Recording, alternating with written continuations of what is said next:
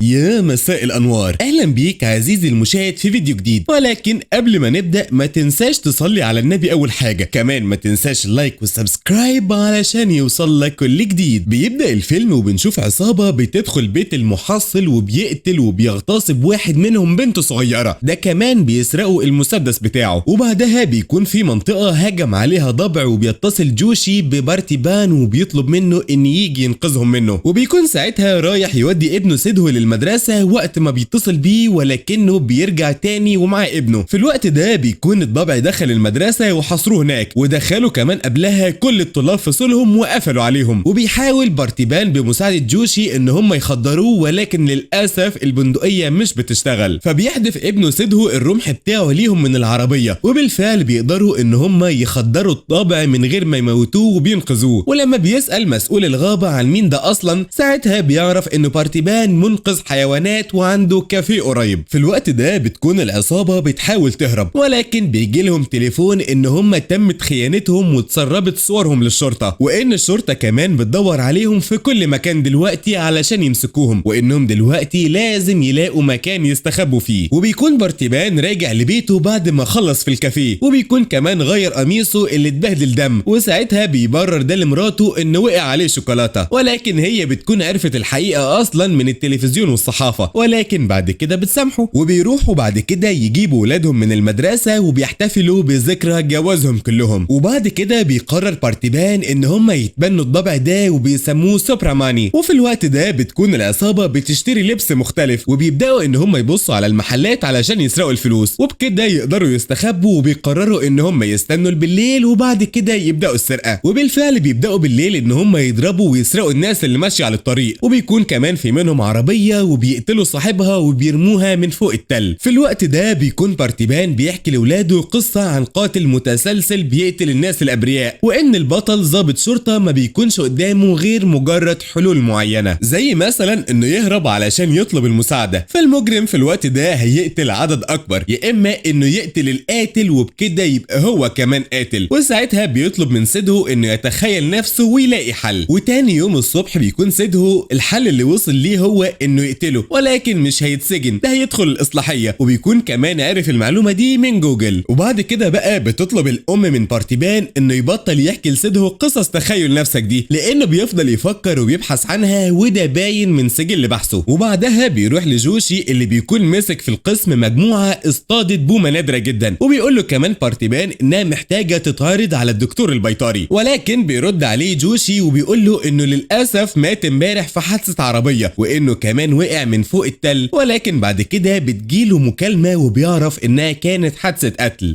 وبيعرف كمان انه اتضرب بالنار قبل ما يقع من العربيه، واتضرب كمان بنفس المسدس اللي اتسرق من بيت المحصل. وبيشك جوشي ان دي مجموعه جرائم قتل مدبره، وبيقرر بارتيبان انه يروح معاه، وخصوصا ان دي حاجه غريبه واول مره تحصل في المدينه بتاعتهم. وبالليل بقى بيكون بارتيبان وبنته شينتو في الكافيه بتاعه وبيرقصوا، وما بيكونش فيه اي حد تاني في الكافيه لانه قفل، واللي بتكون باقيه بس هي شيروتي، ودي بتكون قربت تمشي. وفي الوقت ده بيدخل واحد من العصابة وبيشوف بارتيبان معاه المسدس، فساعتها بيطلب من شيروتي انها تمشي، ولكن بيمسكها الراجل اللي من العصابة وبيطلع مسدسه، وكمان بيرفض انه ياخد الفلوس ويمشي. وبعد كده بتروح بقية العصابة وبياخدوا الفلوس وبيقرروا يمسحوا الكاميرات علشان محدش يعرفهم. وبعدها بتقوم عركة بين بارتيبان والعصابة وبيضربهم وبيتعور لحد ما بيقدر واحد منهم انه يمسك شيروتي، وبيهدده كمان ان هو هيقتلها. فبيقرر انه يسيب اللي معاه، واللي بيقرر انه بدل ما يقتل بارتيبان يقتل شينتو. ولكن بيكون بارتيبان اسرع منهم وبيقتل العصابه كلها بالمسدس بتاعهم علشان يحمي بنته وشيروتي، وبعدها بيفضل يعيط. وبعد كده بيجي البوليس وبيتقبض على بارتيبان، وبعدها بيودوهم المستشفى الاول. وبيكون بارتيبان منهار من اللي عمله، ولكن مراته ساتيا بتقول له ان ده كان الحل الوحيد اللي قدامه. وبيقول لها جوشي انه لازم يدخل الحبس الاحتياطي دلوقتي لانه كده بقى قاتل، وبعد كده يشوفوا المحكمه هتعمل ايه. وفي المحكمه المحكمة بقى بيقرر القاضي ان هما يقارنوا مهارات بارتيبان، الراجل اللي قتل كل المجرمين بطلقة في نص راسهم، بمهارات شخص عادي ما استخدمش المسدس قبل كده، ولكن بتكون مهاراته اعلى، وده بسبب انه كان بيتمرن على الصيد قبل كده. وفي الوقت ده بتقرر مرات كبير العصابة انها تقتل اللي قتل جوزها واخوها الصغير وعيلته كلها، وده طبعا بعد ما تعمل طقوس الجنازة الاخيرة. بعد كده لما بتعرف المحكمة ان هما كانوا مجرمين اصلا مطلوبين،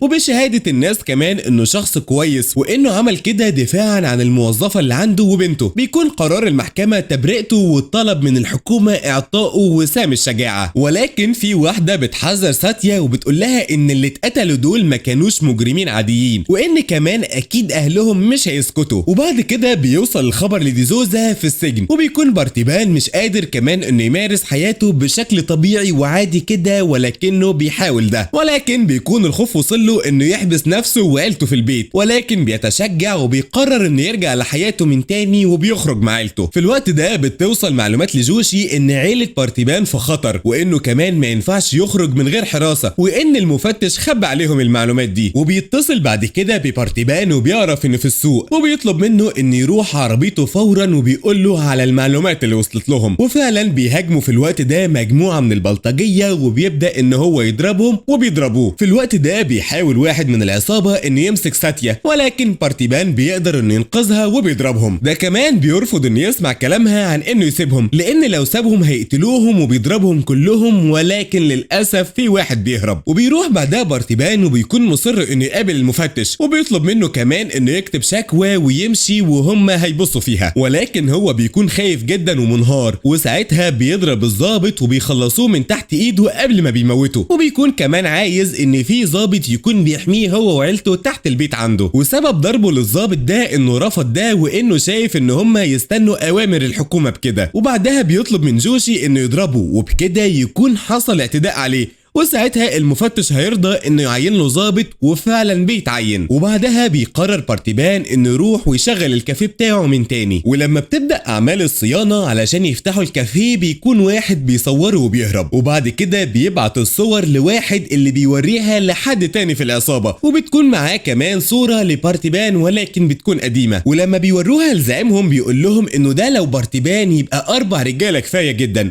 اما لو كان ليو داس فالبلد كلها ساعتها مش هتكفي. وبالفعل بيروح الزعيم لبارتيبان وبيقول له انه ليو، ولكن بارتيبان ما بيكونش فاكر اي حاجه من اللي بيقولها، وبيرد عليه وبيقول له انت اكيد متلخبط بيني وبين حد تاني مش اكتر. وبيطلب كمان منه انه يشرب قهوته ويمشي، ولكن الزعيم بيقول له انه يروح لمسقط راسه ويعترف انه ليو الا اذا كان اقتنع بموته فعلا. وبعدها بيمشي الزعيم ورجالته. بالليل بقى بيتكلم جوشي مع بارتيبان وبيقول له ان اللي جاله ده اسمه انتوني داس، وانه كان عنده ابن اسمه ليو، ولكن في ناس بتقول انه عمل حاجه كبيره ومات بعدها، وناس كمان واثقه انه لسه عايش. وبيكون انتوني بيكلم عصابته وبيقول لهم انه عارف هيرجع ليو تاني ليهم ازاي. وبيقول بارتيبان لجوشي انه اتربى في ملجأ، وبعدها قابل مراته واتجوزها وجه عاش هنا. وبيكون انتوني عايز ان كل اللي اتوقف بسببه يرجع يكمل تاني، وساعتها بيقرر انه يراقبه هو وعيلته وكل اصحابه. تاني يوم بقى بيكون بارتيبان بعت العربيه تتصلح وهو في الكافيه، ومراته بتاخد شنتو ومدهي وبيروحوا سوا الصيدليه، وهناك بيهاجمهم واحد، ولكن انتوني بيظهر وبيضربه وبيقتله هو ورجالته. ده كمان بيقول لساتيا انه اصلا مش جاي علشان يضايقها، ولكن هو بيدافع عن حفيدته اللي من دمه، وبيقول لها كمان ان جوزها ده قاتل محترف، ولما تحب تعرف اكتر تعالي لي وانا هقولك. ولما بتروح بتتصل ببارتيبان وبتحكي له اللي حصل، وبتقول له كمان ان هما بيراقبوها، وساعتها بيتصل بسيده يحصله على البيت. ولما بيوصل بتقول له انها مش هتستحمل ان حياتهم تكون كده، وان الراجل ده قال لها ان شنتو تبقى حفيدته، وساعتها بتسيبه وبتطلع لفوق. تاني يوم بقى بتبعت كل الورق اللي خاص ببارتيبان لجوشي علشان يتاكد اذا كان مزيف ولا لا، وبيقول لها ان الحقيقه الكامله موجوده عند ديزوزا اللي موجود في السجن. وبيقرر جوشي انه يروح، وبتروح كمان ساتيا المطار علشان تروح على مكتب السجلات الرئيسي، وبتتصل ببارتيبان وبتقول له انها هتبات في الشغل، وانها كمان زعقت جامد لسيده الصبح وانه يرجعه البيت. وساعتها بيحس انها بتشك فيه، وبيسال بنته شنتو جينتو ان كانت هي كمان بتشك فيه ولا لا، ولكنها بترد عليه وبتقول له لا طبعا. ولما بيروح يجيب سيدهو بيكون شاكك في ابوه هو كمان، وبيروح جوشي لسوزا وبيقول له ان مصنع داز ووكو للتبغ اللي بنوه هما انتوني وهارلود، وبيكون عايز يعرف هل ليو مات ولا لسه عايش وايه اللي حصل في المصنع بالظبط. وبيحكي له ان اللي اسس الامبراطوريه دي هو انتوني، وان المصنع كان الواجهه للاعمال الغير قانونيه، وانه كمان ما كانش بيثق غير في اخوه الصغير هارلود، وانه راح بره وطور اعمالهم لاراضي اجنبيه. ده كمان اخترع مخدر جديد وهو الداتورا، وده كان اخطر من الكوكايين، وان كمان في واحد من رجالتهم وشبيهم في مركز مكافحه المخدرات، وبيقرر كمان انه يقتل كل رجالته من غير تفاهم. وبيكونوا كمان عايزين حد تاني يكون ثقه اكتر، فبيقرروا ان هم يعلموا ابن انتوني، ودي سوزا بقى هو اللي بيكون رباه. وبيقول له كمان ان في الاول كان انتوني بيذبح حيوان لما بيكون في صفقه كبيره هتخرج من مصنعه، وبعد كده بقى بيضحي ببني ادم تبعا لخطه الابراج، وان الموضوع ده وصل معاه لحد الهستيريا. وبعد كده في يوم من الايام بتتمسك البضاعه بتاعتهم، والظابط اللي بيكون شغال معاهم بيقول لانتوني ان هم محتاجين يحبسوا ليو لمده اسبوع، وساعتها هيقدر يخليهم ياخدوا البضاعه ويفرجوا عن ليو. ولكن ليو بيضرب الظابط والعساكر وبيهرب بالبضاعه وبيقتل الظابط، وبيقدر كمان انه يهرب بره البلد اكتر من 2000 كيلو من مخدر الداتورا، وبيحتفلوا بده. وبعد كده بيروح الكاهن لانتوني وبيقول له ان الشخص اللي المفروض يضحوا بيه يبقى واحد من اتنين، يا اما ليو يا اما ليزا على حسب خطه برجهم. ولكن بيقرر الاب انه يضحي بليزا ويسيب ليو عايش، ولكن بعد ما بيمسكوهم بيقدر ليو ان هو يفك نفسه واخته، وبعدها بيبدا عركه كبيره جدا بينهم، وبيطلب انتوني من هارلود انه يمسكهم، ولكن بتقرر ليزا وليو ان هم يحرقوا المصنع وكل حاجه. وبالفعل بيقتل هارلود ليزا، واللي بتطلب منه انه يهرب لمكان بعيد قبل ما يموت. وقبل ما يقتل هارلود بيقتله انتوني، وبيقول دي سوزا لجوشي انه شافه وهو بيموت قدام عينه وانه اتحرق كمان. ولكن لما بيوريه صوره بارتيبان بيقوله دي سوزا ان ده مش ليو، لان ليو يقدر يعرفه من عينه بس. وفي الوقت ده بتعرف ساتيا من السجلات اللي في دار الايتام ان فعلا ورق بارتيبان سليم، وبتشوف كمان صوره وجواباته اللي كان بيبعتها في وقت الجامعه. وبعدها بيجي مكالمه لبارتيبان، وبيكون الراجل اللي صوره لاقوه ميت قدام الكافيه بتاعه. وبعدها بيروح البيت وبيشوف هناك الورق اللي جابته ساتيا من دار الايتام علشان تثبت بيه انه بارتيبان، ولكن بينهار ان مراته بتشك فيه، وانه برغم انه يتيم وما يعرفش اصلا مين اهله، ولكن لو كانوا موجودين فاكيد ما كانوش هيشكوا فيه. في الوقت ده بتجيله مكالمه من انتوني واللي بيقول له ان المهله اللي اداها له علشان يروح لهم ويعترف انه ليو للاسف خلصت، وبيقول له كمان ان هم بره مستنيينه. وبالفعل بيلاقي انتوني وكل رجالته بره، وكمان بيكونوا خطفوا سيدهو، فبيخبي ساتيا وشينتو بقى وبيديها سكينه وبيقول لها انها تموت اي حد يدخل البيت غيره. في الوقت ده بيكونوا اخدوا سيدهو وبيمشوا، وبيروح كمان وراهم بارتيبان والظابط اللي بيحرسه اللي اسمه نابليون. وبعدها بيبداوا ان هم يضربوا في بعض، وبتكون عركه كبيره جدا، وبيقتل كل رجاله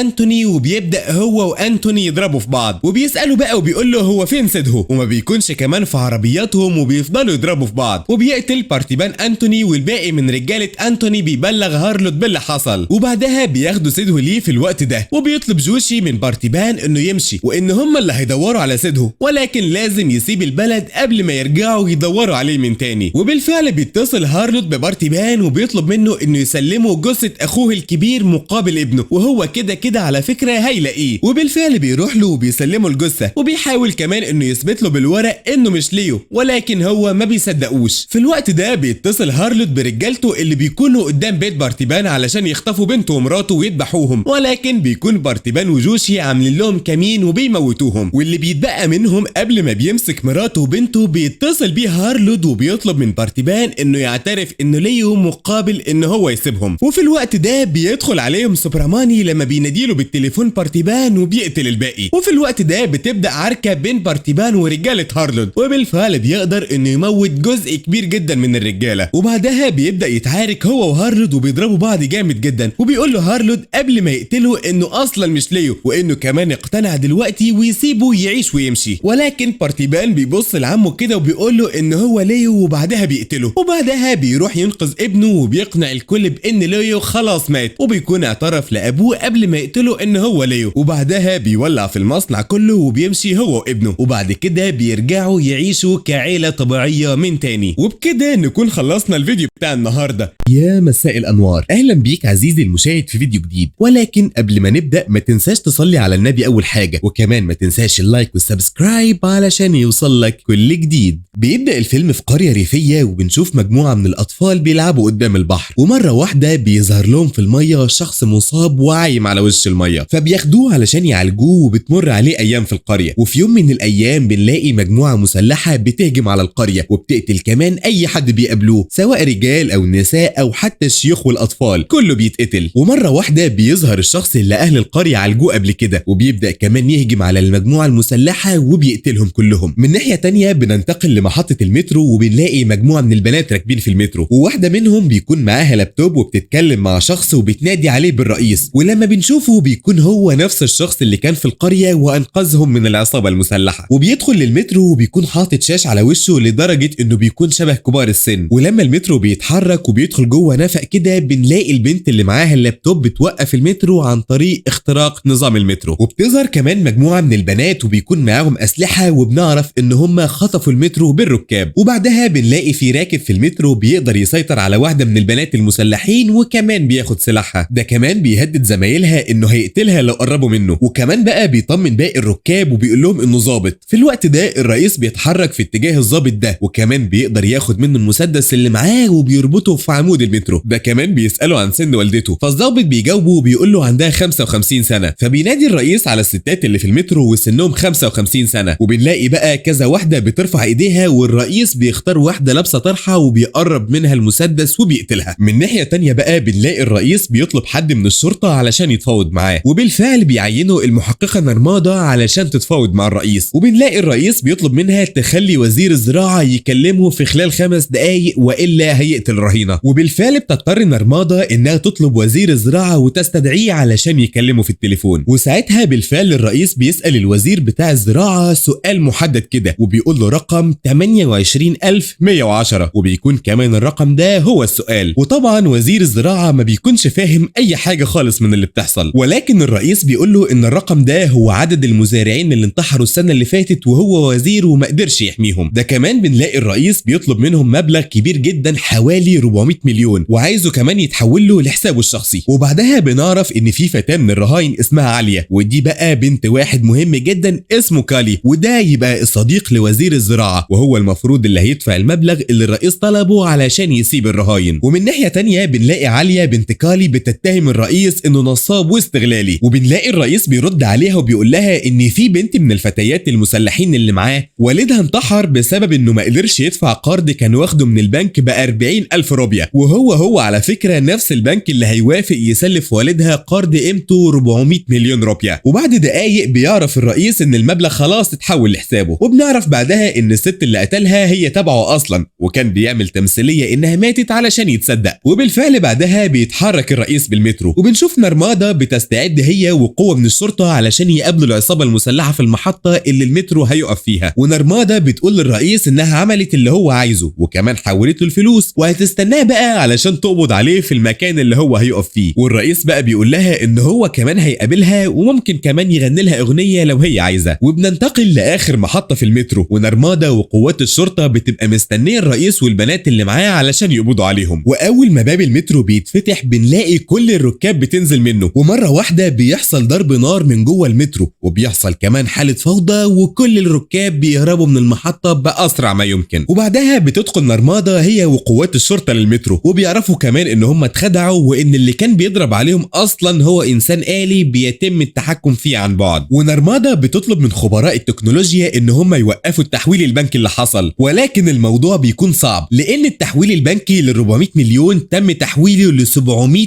ألف حساب بنكي صغير. وبعدها على طول بنعرف ان ال 700 ألف حساب بنكي يبقوا بتوع عدد كبير جدا من المزارعين اللي عليهم قروض للبنوك، وان تم تسديد كل القروض اللي عليهم مرة واحدة. وطبعا الناس كلها بتبقى فرحانة ومبسوطة باللي حصل، وبيقدر الرئيس هو والست بنات اللي معاه يهربوا من قوات الشرطة. وبنلاقي الرئيس كان مغير في شكله شوية كده علشان محدش يعرفه، وبيقول كمان للبنات اللي معاه ان دي البداية ولسه قدامهم مهمات تانية كتيرة علشان يعملوها. وبالفعل بيتحرك البنات بنات من المكان ده وبيكونوا عاملين خطة في منتهى الذكاء، وبنعرف ان الست بنات دول في الاساس مسجونين وكمان بيقدروا يخرجوا من السجن علشان ينفذوا العملية ورجعوا للسجن مرة تانية، كل ده علشان مفيش اي حد يقدر انه يشك فيهم. وبعد كده بترجع عالية لبيتها وبتقول لوالدها ان الخاطف بعت له رسالة معاها وان اسمه هو فيكرام راثر. وبننتقل من تاني للسجن وبيبقى في حفلة معمولة بسبب حصول السجن على جايزة من الامم المتحدة، والمفاجأة الاكبر بتكون هي ان رئيس السجن اسمه ازاد وبيكون هو نفسه الرئيس اللي خطف المترو. وبعدها بنلاقي حد من قرايب ازاد بيعرفه على طفلة محتاجة زوج لوالدتها، وازاد بيتعرف على الطفلة وبيحس انها لطيفة جدا وبتكون كمان محتاجة لأب يحميها ويهتم بيها. وبعد كام يوم الطفلة بتكلم ازاد علشان يقابلها في مدرستها، ولما بيروح هناك بيتفاجأ ان والدتها هي نرمادا، وبالفعل بيبدأ ازاد ونرمادا ان هما يعجبوا ببعض. تاني يوم بنروح لمؤتمر عامله وزير الصحة وبيعرف كمان الناس ان المستشفيات الحكومية بقت افضل بكتير من المستشفيات الخاصة، وبيقول لهم كمان ان هم طوروها احسن من الاول 100 مرة. في اللحظة دي بقى بنلاقي فتاة تبع ازاد بتضرب وزير الصحة برصاصة في جسمه، وبعدها بتوصل سيارة الاسعاف علشان ينقلوه للمستشفى وبيكون موجود المساعد بتاعه في عربية الاسعاف. ولكن بعد كده بنعرف ان ازاد هو والست بنات خطفوا وزير الصحة من وسط الناس وفي عز النهار وراحوا كمان بيه كده لمكان مهجور بقاله سنين كتيرة. وطبعا ازاد بيكون مغير في شكله علشان مفيش اي حد يعرفه، وبيعمل كمان بث مباشر وبيعرف الناس كلها انه خطف وزير الصحة. ده كمان بيكلم نرمادا وبيعرفها ان وزير الصحة الحالي كان مدير للمكان اللي هم خاطفينه فيه، واللي هي عبارة عن مستشفى طبية، وزمان استقبلوا عدد كبير جدا من الاطفال حوالي 57 طفل، ولكن كلهم للاسف ماتوا بسبب نقص الاكسجين. ده كمان بقى ان هم اتهموا دكتورة في المستشفى ان هي السبب في موت الاطفال، والدكتورة دي بيكون اسمها ايرام ودي واحدة من البنات اللي مع ازاد. وساعتها ازاد بيطلب من نرمادا انها تخلي وزير الصحة السابق يطلع يعترف بالحقيقة قصاد الناس كلها، وفعلا وزير الصحة السابق بيعترف ان الدكتورة ايرام بريئة من تهمة قتل 57 طفل، وان هو ووزير الصحة الحالي واللي كان مدير المستشفى سابقا يبقى هم السبب الرئيسي في موت الاطفال بسبب نقص الاكسجين، وان الدكتورة ايرام كانت بتحاول تنقذ الاطفال اصلا قبل ما يموتوا. بنرجع لازاد وبيقول لنرمادا انه بعت لها على البريد كشف باسماء 234 مستشفى حكوميه، وبيطلب كمان منها ان في خلال 5 ساعات المستشفيات دي كلها تبقى مجهزه طبيا بكل الخدمات المناسبه. وبالفعل بقى ساعتها بنلاقي نرمادا بتتكلم مع رؤسائها وبيبداوا ينفذوا طلبه، وبنعرف ان ازاد بيتعامل باسم مستعار وهو فيكرام راثر. في نفس اليوم بالليل فيكرام بيطلب من نرمادا انها تبعت له طياره مروحيه علشان يعرف يتحرك بيها، ولما المروحيه بتوصل بنلاقي البنات بتخرج علشان يركبوا الطياره، وفي اللحظه دي بقى بتهجم عليهم قوات الشرطه وبتدور ما بينهم معركه قويه جدا، والمبنى كمان كله بيتفجر وبيتدمر. وبعدها بيخرج فيكرام وبيكون لابس ماسك على وشه، والنرمادا بتهجم على فيكرام علشان تقبض عليه، ولكنه بيقدر يهرب منها وبيركب هو والبنات اللي معاه الطياره. وساعتها بنلاقي نرمادا كانت بتجري وراه وقدرت تاخد الماسك اللي على وشه، فبتروح نرمادا للطب الشرعي علشان تعمل حمض نووي للشعر اللي موجود على الماسك، وبتعرف بقى ان الماسك فيه خصلات لاكتر من شخص ومش مجرد شخص واحد. وبعدها نرمادا بتطلب من قسم التحقيقات ان هم يجيبوا افضل رسام ويرسم صور لفيكرام راثر باشكال واعمار مختلفه. وبعد كده بنعرف ان تاني يوم هو حفله جواز نرمادا من ازاد، وبتطلب من قسم التحقيقات ان هم اول ما يوصلوا لاي حاجه يكلموها في اي وقت. تاني يوم بقى بنلاقي حفله فرح نرمادا وازاد. في نفس الوقت ده الرسام بيرسم اكتر من صوره مختلفه لفيكرام راثر، وبتطلع كمان الصور كلها شبه ازاد وبيبعتوا الصوره لنرمادا. تاني يوم ازاد بيتصل بيه البنات اللي بيشتغلوا معاه من قلب السجن، وهو بيقول لهم انه عايز يعترف لنرمادا بكل حاجه، وبيفضل كمان يتكلم معاهم لفتره طويله. وساعتها نرمادا بتشوف الصور اللي اتبعتت لها وبتعرف ان ازاد كان بيخدعها طول الفتره اللي فاتت، وبتاخد كمان مسدسها علشان تهدده وتقبض عليه. وفي اللحظه اللي بتهدده فيها بيهجم عليهم مجموعه من رجاله اخو كالي، وكمان بيقبضوا عليهم وبيودوهم لمكان مهجور كده وبيفضلوا يضربوا في ازاد ونرمادا. والبنات اللي مع ازاد بيسمعوا اللي حصل لان ازاد كان لسه معاهم على الخط، وكمان بيعرفوا المكان اللي اتخطف فيه وبيروحوا بالفعل للمكان ده. ولما بيوصلوا للمكان بيبقى معاهم شخص شبه ازاد بالظبط، وبيفضل كمان يضرب في كل اللي موجودين لوحده علشان ينقذ ازاد، وبنعرف في الاخر ان هو ده فيكرام راثر الحقيقي. وبعد كده بياخد ازاد وبيمشي من المكان ده ومعاه الست بنات. من ناحيه تانية كالي بيعرف ان اخوه مات، وان اللي موته يبقى فيكرام راثور، وبيبقى كمان عايز يعرف مكانه علشان يدمره تماما. في نفس الوقت ده نرمادا بتقدر توصل لمعلومات عن 3 بنات من اللي بيساعدوا ازاد، وبنلاقيها كمان بتعمل خطة علشان تقدر تدخل السجن معاهم. وفعلا بتدخل نرمادا للسجن وسط البنات اللي بيشتغلوا مع ازاد، وبتتهم ازاد ان هو اصلا نصاب. ولكن بنلاقي البنات اللي بيشتغلوا معاه بيقولوا لها انه شخص كويس جدا ومش مخادع زي ما هي فاكره. ده كمان بيطلبوا منها يحكوا لها قصه صغيره كده علشان تعرف الحقيقه، واول حاجه بيحكوا لها عنها هو فيكرام راثور. وبنرجع بالزمن لسنه 1986 وبنشوف فيكرام بيجيله مهمه خاصه للقضاء على الارهابيين. ده كمان بيكون معاه فريق دعم ومساعده، واول ما بيظهر لهم الارهابيين بيحاول فيكرام واللي معاه ان هم يشتبكوا معاهم ويقتلوهم بالاسلحه، ولكن بيلاقوا الاسلحه اللي معاهم مش شغاله وعطلانه. وبيقدر واحد من اتباع فيكرام انه يضحي بنفسه وينقذهم ويفجر نفسه هو وسط مجموعه الارهابيين. وفي النهايه بيقدر فيكرام انه يقبض على الارهابيين وبيخلص البلد منهم. وبنلاقي كمان الوزاره بتكافئه هو وكل اللي كانوا معاه في المهمه دي وبيدوله وسام. وساعتها فيكرام بيطلب من القاده ان هم يفتحوا تحقيق في اسرع وقت عن نوع الاسلحه اللي بيشتروها، لانها اصلا ما كانتش بتشتغل معاهم. وكمان القوات اللي راحت لنفس المنطقه قبل كده الاسلحه اللي معاهم برضو ما كانتش شغاله. وبيطلب بقى منهم يفتحوا تحقيق في اسرع وقت ومعرفه المتسبب في اللي حصل لكل ده. وبنشوف القائد العام بيسال المساعد بتاعه عن الشخص اللي بيورد لهم الاسلحه، وبنعرف ان كالي هو اللي بيورد الاسلحه الفاسده للحكومه. وبعدها بيحصل تحقيق وبنلاقي كالي بيحاول يبرر انه مش هو السبب في اللي حصل ده، لان الاسلحه اللي بتدخل عن طريق شركته بتكون مكتوبه باللغه اجنبيه والموظفين اصلا ما بيعرفوش يقراوها، بالاضافه لان استخدام الاسلحه بيكون محتاج لفتره تدريب ما تقلش عن شهر. وساعتها فيكرام بيقول له ان اللي حصل ده والجنود اللي ماتوا كلهم كانوا بسبب كالي. وقاضي المحكمه هنا بيصدر قرار بان لو تم ادانه كالي فهيعتبروا شركته من ضمن القوائم السوداء اللي بتشتغل ضد الدوله. وبعدها بنلاقي كالي بيروح هو ورجالته لبيت فيكرام وبيضربوه هو ومراته، وكمان بيلفقوا له تهمه انه افشى بمعلومات في وزاره الدفاع مقابل مبلغ من الاموال. ومره واحده مرات فيكرام بتقتل الضابط اللي بيحقق معاها هو واتنين من العساكر، كل ده علشان عاوزها توقع وتشهد ضد جوزها انه خاين. من ناحيه تانية بنلاقي كالي في الطياره الخاصه بيه ومعاه فيكرام وبيعذبه، ومره واحده بيضرب عليه نار وبيحدفه من الطياره، وكالي بقى بيفتكر ان فيكرام كده مات. بعد كده بننتقل ليوم اعدام مرات فيكرام، وقبل ما تتعدم بيغمى عليها، والقاضي بقى بيعرف من الطبيبه انها حامل، فبيقرر بناء على القانون الهندي ان الحامل المحكوم عليها بالاعدام بيتاجل لها الحكم لحد ما الطفل يوصل ل5 سنين. وبتمر الايام، وبعد مرور 5 سنين بيكبر الطفل مع والدته جوه السجن وبيكون اسمه ازاد، وبنلاقي والدته بتودعه وبتروح تكمل حكم الاعدام. بعدها مأمورة السجن بتربي ازاد في السجن لحد ما بيكبر. من ناحية تانية بنلاقي ازاد بيفوق وبيلاقي قصاد منه والده فيكرام والضابط كمان اللي كان موجود في المترو، وبنعرف ان فيكرام بعد ما كالي رماه من الطيارة وقع في البحر لحد ما وصل للقرية الريفية، والناس كمان ساعدوه وعالجوه. وبعد كده اتعرف على طفل صغير في القرية وهو يبقى الضابط اللي ازاد شافه في المترو. وازاد بيعرف ان فيكرام عنده مسح للذاكرة وانه مش فاكر اي حاجة، وان اصحابه كمان هم اللي بيعرفوه بكل حاجة. بنشوف بعد كده ضابط بيحقق مع نرمادا، وبنعرف كمان ان هو المساعد بتاعها ولكنه بيخونها وبيشتغل مع كالي، وبيصور كمان نرمادا وبيبعت صورها لكالي. وبنلاقي كالي بيطلب منه يقتلها هي والست بنات. في الوقت ده بنت نرمادا بتتحرك من السجن لمكان تاني وفي حد بياخدها وبيتحرك بيها بالعربية، فبنروح لأزاد وبيعرف والده باللي بيحصل ده، وبنلاقيهم كمان بيتحركوا كلهم علشان ينقذوا الطفلة سوجي ووالدتها نرمادا. وبالفعل بيوصل فيكرام لمكان العربيات اللي بتنقل سوجي وبيشتبك مع الحراس علشان ينقذها. في نفس الوقت ده بيحصل اشتباك وقتال ما بين رجال الشرطة ونرمادا، والست بنات كمان كانوا في صف نرمادا وبيدافعوا عنها. وبيوصل أزاد للسجن وبيضرب الضابط اللي خان نرمادا، وبيلاقيها كمان هي وبنت من الست بنات مصابة، فبياخدهم وبيروح بيهم لمكان فيكرام السري علشان يعالجهم. ولكن تأتي الرياح بما لا تشتهي السفن، وللأسف بتموت واحدة من الست بنات دول. وبعدها أزاد بيعرف ان كالي بيجهز كل أمواله وحاططها في عربيات علشان يساعد بيها المرشحين في الانتخابات، وأزاد ووالده بيجهزوا نفسهم علشان يستولوا على الأموال كلها. تاني يوم بقى بيستعد أزاد ووالده والخمس بنات علشان يهجموا على عربيات الفلوس بتاعت كالي، ده كمان بيقدروا يسيطروا عليها وبيدمروا كل عربيات الحراسة. بعد شوية بيظهر عربيات تانية